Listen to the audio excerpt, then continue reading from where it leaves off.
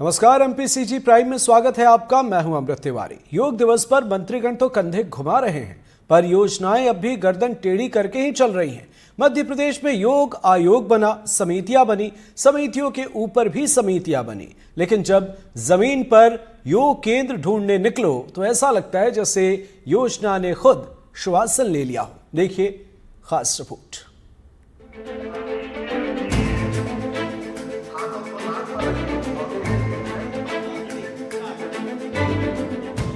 योग दिवस पर पूरे देश की तरह मध्य प्रदेश में भी मंत्रिमंडल ने योगासन किया। अब योग से शरीर तो लचीला होता है, पर व्यवस्था की रीढ़ में जैसे अब भी अकड़ बनी हुई है, क्योंकि लोगों को योग कराने 3 साल पहले राज्य में योग आयोग बना, बस बजट गायब हो गया। योग के लिए आपके पास धनराशि नहीं भी है तो भी आप योग वाली पट्टी उठाइए, घर के बाहर वहाँ से दरी लेकर के आइए और योग कीजिए। हर एक व्यक्ति योग करे और हर एक व्यक्ति के पास इतने न्यूनतम साधन घर में हैं कि वो एक दरी बिछा कर भी योग कर सकता है। योग सीखना और योग को व्यवस्थित तरीके से करना, ठीक से करना, ये आपको योग टीचर की ज़रूरत है, उतनी तो हो जाएगी। आयोग का दावा है कि पूरे प्रदेश में योग समितियों का जाल बिछ चुका है। 52 जिलों में जिला समितियां, 313 विकास खंडों में खंड समितियां और शहरी वार्ड से लेकर ग्रामीण पंचायतों तक विस्तार है। लेकिन सवाल है, इन समितियों के योग केंद्र हैं कहां? वैसे आयुष विभाग के तहत राज्य में 562 हेल्थ वेलनेस सेंटर हैं, जहां 8,000 रुपए प्रति महीने या 250 रुपए प्रति घंटे की दर पर एक स्थानीय व्यक्ति को इंस्ट्रक्टर बनाया गया है। लेकिन विभाग में कोई विशेषज्ञ या स्थायी शिक्षक नहीं है। शासकीय रिकॉर्ड में मुफ्त योग कक्षाएं चल रही हैं, लेकिन जमीनी हकीकत बताती है ये सब महज कागजी चटाई पर बैठा स्वप्न है। न कोई शिक्षक है, न स्थान और न ही जनता को जानकारी। मूल विभाग की जिम्मेदारी होती है कि उसके कार्यक्रमों का, उसकी नीति, उसके जो गतिविधियां उनको संपादित करने की जिम्मेदारी मूल विभाग की होती है। आप स्वयं कह रहे हैं कि योग आयोग शिक्षा विभाग के अधीन काम करता है। स्वाभाविक रूप से शिक्षा विभाग की जिम्मेदारी है कि योग आयोग कैसे चलाया जाए, इसकी गतिविधियों को कैसे संचालित किया जाए। अकेला यही नहीं, चाहे पाठ्य पुस्तक निगम हो, चाहे संस्कृत आयोग हो, चाहे ओपन स्कूल हो, सारी हमारी विंग है एजुकेशन डिपार्टमेंट की, उनको व्यवस्थित तरीके से चलाने की, संचालित करने की जिम्मेदारी विभाग की होती है। और आप बिल्कुल चिंता मत करो, निश्चिंत रहो, आप सब चीजें बिल्कुल व्यवस्थित चलेंगी। मंत्री जी ने कहा निश्चिंत रहो, सब अच्छे से चलेगा। अब जनता निश्चिंत है, क्योंकि जो मध्य प्रदेश योग आयोग की वेबसाइट है वही नहीं चल रही है। जनता सुबह से भोरासन में बैठी है, क्लिक कर करके उंगलियों का आसन बिगड़ गया, पर वेबसाइट ऐसी ध्यानमग्न है कि खुलती नहीं, केवल आत्मा को ब्रह्मांड से जोड़ने का अनुभव देती है। मुझे तो लग रहा है कि ये वेबसाइट भी योग मुद्रा में चली गई है। अब चलिए देखते हैं उन जगहों की हालत जहां योग सबसे ज्यादा जरूरी था। भोपाल गैस पीड़ितों के लिए बने योग केंद्र। जिस शहर ने मौत को सांस के जरिए भीतर खींचा, वहां सरकार ने सोचा अब योग से फेफड़े ठीक कर देंगे। 4 करोड़ रुपए खर्च किए गए ताकि प्राणायाम फूंककर वो हवा ठीक हो जो 1984 में जहर बन गई थी। लगभग 60% गैस पीड़ित आज भी फेफड़ों की बीमारी से जूझते हैं, लेकिन उन्हें योग की नहीं, योजना की सांसें फूली मिलती हैं। अब जो आयोग बना है योग आयोग, उसके पास बजट ही नहीं है। गैस पीड़ितों के लिए जो गैस राहत के लिए योग केंद्र खोले गए थे वो बंद पड़े हैं। तो फिर आज क्या सिर्फ योग दिवस पे मुख्यमंत्री को बुलाकर, मीडिया को बुलाकर फोटो खिंचवाना, मीडिया में चलाना, इसी से क्या इतनी हो जाएगा? मकसद क्लियर होना चाहिए। योग के बढ़ावा देने का काम नहीं करते, अपने चेहरे को आगे बढ़ाने का ये काम करते हैं, अपनी पब्लिसिटी का काम करते हैं। योग की पब्लिसिटी से इनको कोई लेना देना नहीं। शुरुआत में कहा गया हर वार्ड में योग केंद्र बनेगा। कुल 36 केंद्रों के लिए बजट भी तैयार हुआ, 3 करोड़ 67 लाख रुपए का। लेकिन फिर जैसे हर सरकारी योजना का हश्र होता है, कटौती की कैंची चली और हर जोन में केवल एक केंद्र तक योजना सिमट गई। लगभग 10 साल पहले 7 योग केंद्र बने। अब ये केंद्र न योग के हैं न रोग निवारण के। कहीं शादी का मंडप बन गया है तो कहीं अधिकारियों की उपस्थिति रजिस्टर में चेक इन चेकआउट का खेल। आध्यात्मिक साधना की जगह अब यहाँ नगर निगम के जलसे होते हैं या फिर नेताजी की सालगिरह की भजन संध्या। ये योग केंद्र अब लोक संपर्क केंद्र बन गए हैं। गैस पीड़ितों को योग करने से फायदा है, पर एक भी केंद्र में योग नहीं होता है। कभी शादियां हो जाती हैं, कभी नगर निगम के कुछ कार्यक्रम होते हैं, एक तो स्वास्थ्य विभाग को ही दे दिया है, एक में शायद कोई किटी पार्टीज भी हो जाती हैं कभी कभी। तो कुल मिला के योग के अलावा सारे काम हो रहे। कुछ तो नगर निगम ने अपने ही अधीन ले लिया और शादियों के लिए रेंट करते हैं। योग आत्मा और शरीर के मिलन का विज्ञान है, पर यहाँ न आत्मा है न शरीर। सरकारी फाइलों में योग आज भी पद्मासन में है, पर जमीनी सच्चाई में वो शवासन से बाहर नहीं आ पाया। भोपाल में जहां सांसें कभी जहर बनी थी, वहां आज भी इलाज की आस बस योजनाओं के ध्यान में गुम है। योग दिवस आता है जाता है, पर पीड़ितों की उम्मीद वहीं खड़ी रहती है जैसे गैस के बाद खड़ा रहा था शहर का सन्नाटा। विभाग बजट आसन के आश्रय है।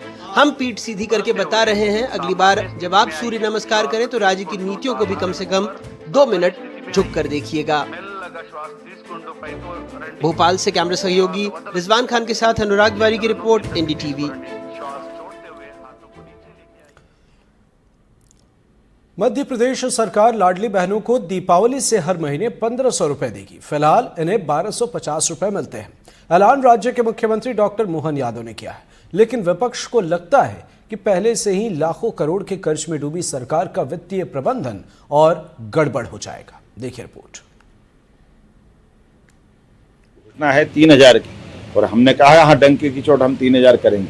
जब हमने सरकार बनाई तब उसके पहले से 1000 देते आए थे, आज 1250 दे रहे हैं। इसी साल से अभी हम 250 रुपये रक्षाबंधन पे देंगे और दिवाली से हम 1500 रुपये चालू कर देंगे। मध्य प्रदेश सरकार दीपावली से लाडली बहनों को 1250 नहीं 1500 रुपए देगी। इस बढ़ोतरी से राज्य सरकार पर हर महीने करीब 310 करोड़ रुपए का अतिरिक्त भार आएगा, जिससे सालाना खर्च 22,000 करोड़ रुपए के पार पहुंच जाएगा। ये योजना 2023 के विधानसभा चुनाव से पहले शुरू की गई थी और बीजेपी की सत्ता वापसी का सबसे बड़ा चुनावी दाव इसे माना गया। योजना की शुरुआत 1000 रुपए प्रति महीने से हुई, जिसे बाद में अक्टूबर 2023 में 1250 रुपए कर दिया गया। अब इसे दीपावली से 1500 रुपए करने की घोषणा हुई है। सरकार का वादा है इस राशि को धीरे धीरे बढ़ाकर 3000 रुपए प्रति माह तक पहुँचाया जाएगा। हालांकि योजना की शुरुआत में 1 करोड़ 29 लाख महिलाओं को इसका लाभ मिला। अक्टूबर 2023 में इसकी संख्या 1 करोड़ 31 लाख तक पहुंच गई। अब ये संख्या जनवरी से 1 करोड़ 27 लाख के आसपास है। सरकार ने खुद विधानसभा में माना कि योजना में फिलहाल नए नाम नहीं जोड़े जा रहे हैं, हालांकि उम्र और दूसरी शर्तों के आधार पर नाम कट रहे हैं। 1000, 1250, अब 1500, और माननीय मुख्यमंत्री जी ने घोषणा की है कि शनै शनै वित्तीय बाकी स्थितियों को संभालते हुए और 3000 रुपये की राशि देंगे। राशि दी जा रही है, इस पे वो नहीं है, उनको डर लग रहा है कि जो हम कल तक मजाक उड़ाते थे और भारतीय जनता पार्टी की सरकार माननीय मुख्यमंत्री जी खुले दिल से और कहते हैं कि हम महिला सशक्तिकरण का जो काम है, महिलाओं को आत्मनिर्भर बनाने के लिए, उनको मजबूती के लिए हमने जो उनको राशि दी है लाडली बहना के रूप में, और वो निरंतर जारी रहेगी। 3000 रुपये जो देने की बात कही थी, अब वो कह रहे हैं कि हम चुनाव तक करेंगे। तो कुल मिलाकर दिग्भ्रमित करने की बात है। और जो मध्य प्रदेश की जो आर्थिक स्थिति है वो बद से बदतर होती जा रही है। ना जाने और कितना कर्ज लेंगे, कहां से लेंगे, क्या विजन बनाया है, ये ईश्वर जाने। ये जो सरकार है, मोहन सरकार नहीं, एक सर्कस है, और निश्चित रूप से भगवान भरोसे ये सरकार चला रहे हैं। कोई बहुत बड़ी योजनाएं नहीं है किस तरीके से इस बजट का प्रावधान करें। मध्य प्रदेश सरकार का बजट 4,21,000 करोड़ रुपए का है। सरकार ने वित्त वर्ष 2025-26 के दौरान अब तक 9,500 करोड़ रुपए का कर्ज लिया है। कुल कर्ज की राशि बढ़कर लगभग 4,31,740 करोड़ रुपए हो गई है। 5 साल पहले राज्य पर करीब 2 लाख करोड़ का कर्ज था, यानी 5 साल में राज्य का कर्ज लगभग 115% बढ़ चुका है। मध्य प्रदेश में बीजेपी सरकार का दावा है कि इस रकम को बढ़ाकर यहां तक लाया जाएगा और 3000 रुपए प्रति माह अगर लाडली बहनों को दिए गए तो मध्य प्रदेश सरकार को अकेले इस योजना पर 45,000 करोड़ रुपए खर्चने होंगे। यानी अगर ये चेहरे ऐसे ही हंसते मुस्कुराते रहें और बीजेपी के लिए वोट करें तो सरकारी खजाने को और खोलना पड़ेगा उस राज्य में जहां वैसे भी बजट से ज्यादा राज्य पर कर्ज है। भोपाल से अपने कैमरा सहयोगी रिजवान खान के साथ अनुराग तिवारी, एनडीटीवी। विदिशा में गुमनाम चिट्ठी का धमाका हुआ है। इस चिट्ठी में नगर पालिका में कथित भ्रष्टाचार के खुलासे का दावा है। इसमें नगर पालिका में चल रहे करोड़ों के खेल का ब्यौरा होने की बात है। देखिए खास रिपोर्ट।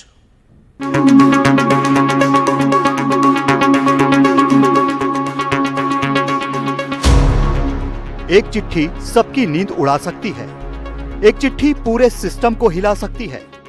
एक चिट्ठी बड़े बड़ों की परेशानी का सबब बन सकती है। हम जिस चिट्ठी की बात कर रहे हैं वो वैसे तो एक व्यक्ति और उसके परिवार को लेकर है, लेकिन दहशत पूरे सिस्टम में है। क्योंकि इस चिट्ठी के जाल में जनप्रतिनिधि, पार्षद और खुद नगर पालिका अध्यक्ष के पति राकेश शर्मा फंसते दिख रहे हैं। इंदौर से स्पीड पोस्ट के जरिए भेजी गई चिट्ठी में जो आरोप लगाए गए हैं वो बेहद गंभीर है। प्रधानमंत्री आवास योजना, अमृत मिशन, स्वच्छ भारत अभियान जैसी योजनाओं में गंभीर करप्शन के आरोप हैं। इन्हें भ्रष्टाचार का अड्डा बना देने की शिकायत है। ये गुमनाम चिट्ठी स्पीड पोस्ट के जरिए विदिशा पहुंचती है। करीब 39 पार्षदों और नगर पालिका अध्यक्ष पति के नाम पहुंचती है। नगर पालिका अध्यक्ष पति पर अमृत योजना हो, सरकारी प्रधानमंत्री आवास जैसे घोटाले का, कमीशनखोरी का बड़ा आरोप लगता है।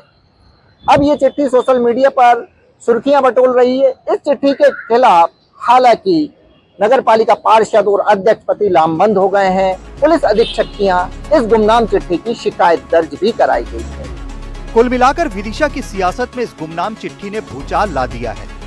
अध्यक्ष के पति जिन राकेश शर्मा पर आरोप है, उनकी भी सुन लेते हैं। हमने शिकायत की, तहकीकात उसकी जारी है। अब वो आरोप तो ये उसका कोई मतलब नहीं है। वो जो उसमें लिखा है वो चीजें है ही नहीं, वो जो उसने आंकड़े दिए वो है ही नहीं।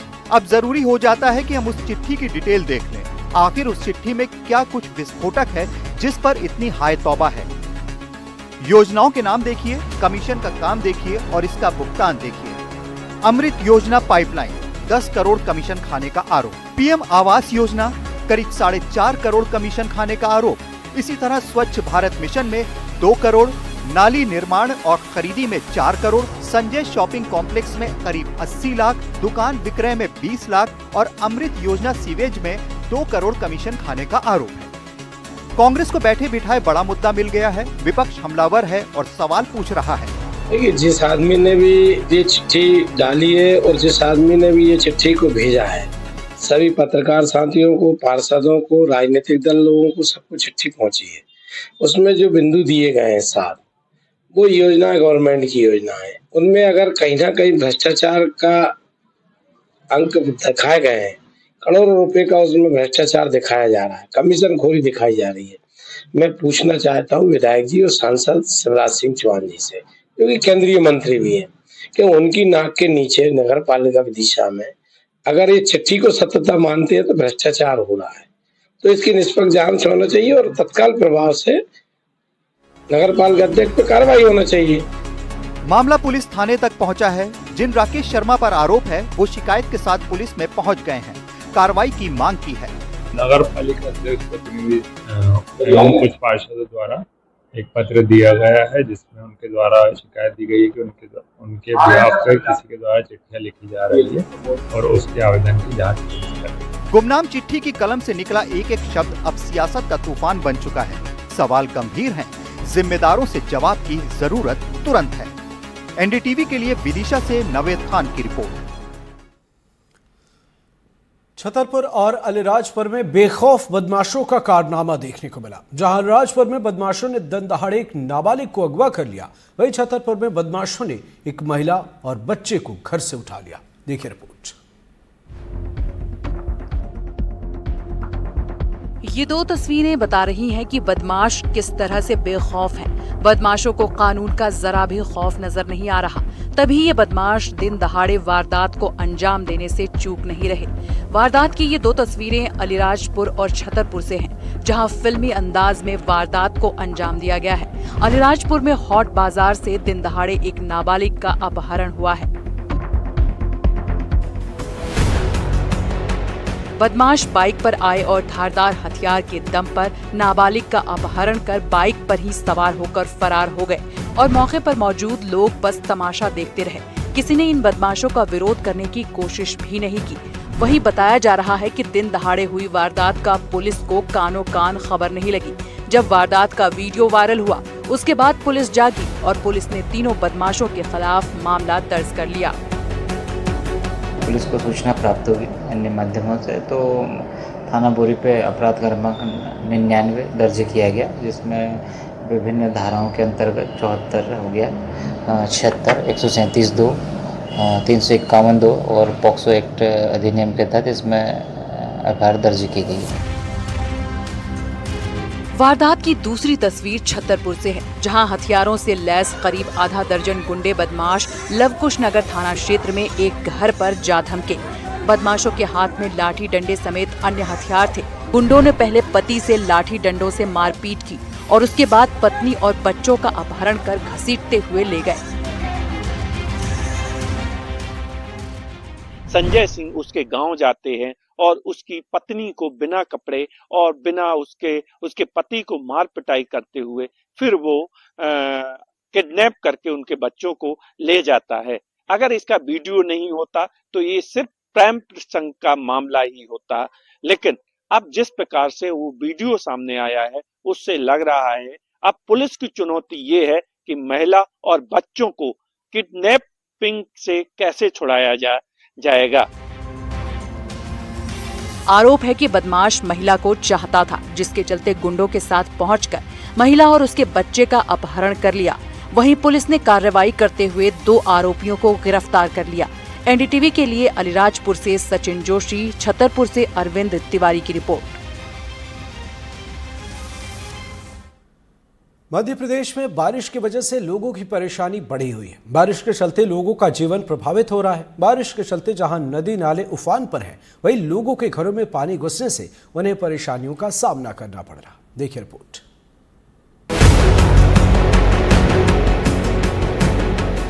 मध्य प्रदेश के सभी जिलों में मॉनसून सक्रिय हो गया है। प्रदेश के सभी 55 जिलों में बारिश का अलर्ट जारी है। आप अपनी टीवी स्क्रीन पर 3 तस्वीरें देख रहे हैं। पहली सतना की है, दूसरी तस्वीर गुना की है और तीसरी तस्वीर छतरपुर की। सतना नगर निगम क्षेत्र को स्मार्ट सिटी का दर्जा प्राप्त है, लेकिन पहले ही बरसात में ये आलोचना के केंद्र में आ गया।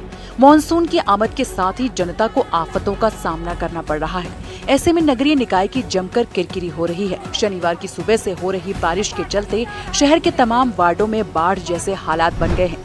महज 20 से 25 सेंटीमीटर की बरसात में ही शहर का ऐसा हाल हो चुका है जैसे कभी मूसलाधार बारिश के बाद हुआ करता था। तमाम लोगों के घरों में पानी घुस चुका है, दुकान लबालब हो चुकी हैं और आम जनता असहाय होकर गुहार लगा रही है।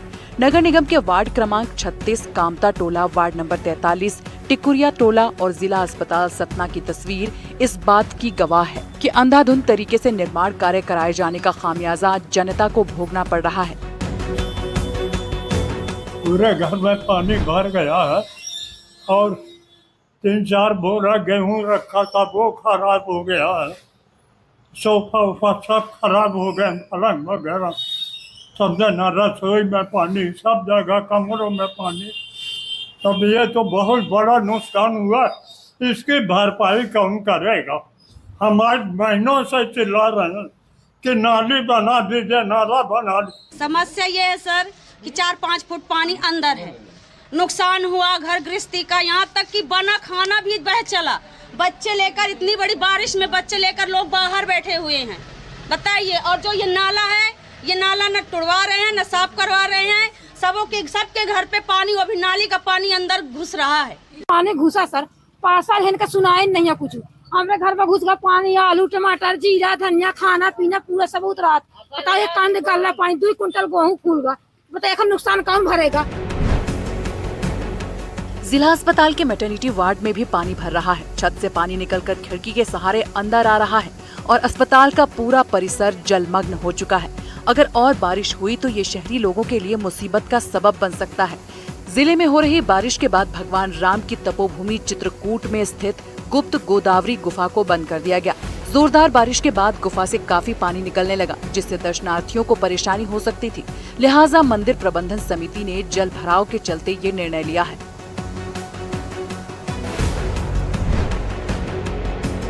गुना के फतेहगढ़ थाना इलाके में कोहन नदी में पानी की तेज बहाव में बह गए एक युवक का शव बरामद हुआ है, जबकि 3 लोगों की तलाश जारी है। बताया जा रहा है कि 2 बाइक सवार नदी पार करने की कोशिश कर रहे थे। इसी दौरान तेज बहाव की चपेट में आ गए, तो वहीं 2 लोग राजस्थान से लहसुन बेचकर फतेहगढ़ आ रहे थे। इसी दौरान ट्रैक्टर ट्रॉली सहित बह गए। बता दें कि पिछले 48 घंटे से गुना में लगातार बारिश हो रही है, जिससे जनजीवन पूरी तरह से अस्त व्यस्त है। हम लोग सुबह लगभग 8:45 के आसपास आ गए थे। उसके बाद हमने जो घटना स्थल था वहाँ पर सर्चिंग की, वहाँ पर हमें सफलता नहीं मिली। उसके बाद हम वहाँ से लगभग 15 किलोमीटर दूर आके एक जो गांव है, यहाँ से हमने सर्चिंग शुरू की है विपरीत दिशा में। तो यहाँ पे हमने लगभग 5 किलोमीटर के एरिया में अभी सर्चिंग की है, जिसमें हमें अभी डेड बॉडी प्राप्त नहीं हो पाई है। एसडीआरएफ की जो टीम है लगातार रेस्क्यू में जुटी है। वहीं गुना कलेक्टर एसडीएम मौके पर पहुंचे। उन्होंने जाना, पूरी तरीके से उन्होंने देखा कि कहाँ से कहाँ पर व्यक्ति बहे हैं। कोहन नदी बोलते हैं जहाँ पर ट्रैक्टर ट्रॉली सहित 2 युवक बहे थे। वहीं परसादी नदी के पास एक मोटरसाइकिल सवार था, वो बहा था, उसकी डेड बॉडी मिल चुकी है। लेकिन अभी जो 2 सगे भाई हैं, एक की उम्र 14 वर्ष है और एक की 18 वर्ष है, जो अभी तक रेस्क्यू चल रहा है, उनके लिए लापता है। वहीं छतरपुर में भी बारिश के बाद हालात बदल गए। शहर के जटाशंकर धाम में बारिश के बाद की स्थिति की तस्वीर आई है। यहाँ बारिश के बाद जटाशंकर धाम में पानी भर गया। मंदिर के आसपास की पहाड़ियों से झरने बहने लगे। मंदिर की सीढ़ियों से पानी का तेजी से बहाव देखा गया।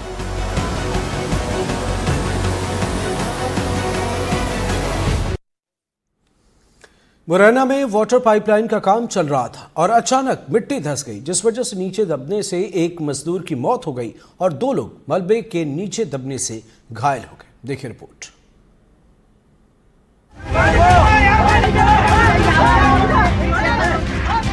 ये हादसा निर्माण कार्य के दौरान की गई अनदेखी का नतीजा है, जो मजदूरों पर आफत बनकर टूटी। बता दें कि चंबल वाटर प्रोजेक्ट के दौरान साइट में पाइप डालने का काम हो रहा था, तभी अचानक मिट्टी धंस गई, जिसके चलते जमीन के नीचे 8 फीट पर मिट्टी के नीचे 3 मजदूर दब गए। वहीं हादसे के बाद मौके पर अफरा तफरी मच गई। आसपास के मजदूर साथी उसे बचाने की कोशिश में लग गए। सभी मजदूर जल्दी जल्दी मिट्टी हटाने में जुट गए और तीनों मजदूरों को हॉस्पिटल में भर्ती कराया गया।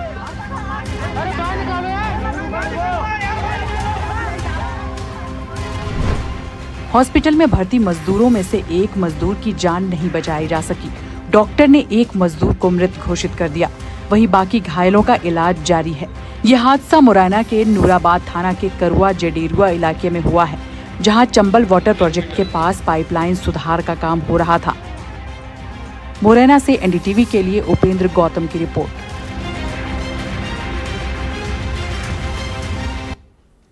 जशपुर जिले के पत्थलगांव से कुनकुरी तक नेशनल हाईवे 43 की सड़क की स्थिति बेहद ही जर्जर हो चुकी है। कांसाबेल और पत्थलगांव विकास खंड को जोड़ने वाली मौनी नदी पुलिया पर दर्जनों जानलेवा गड्ढे हो गए हैं। साथ ही पुलिया के दोनों किनारे की रेलिंग टूटकर नदी में जा चुके हैं। वहीं पुलिया के जर्जर होने से राहगीर जान हथेली पर रखकर यहां से निकलने को मजबूर है। सड़क की जर्जर स्थिति को लेकर कांग्रेस ने विरोध जताया है। पत्थलगांव से जसपुर जाने वाली NH43 की हालत बेहद ही जर्जर हो चुकी है।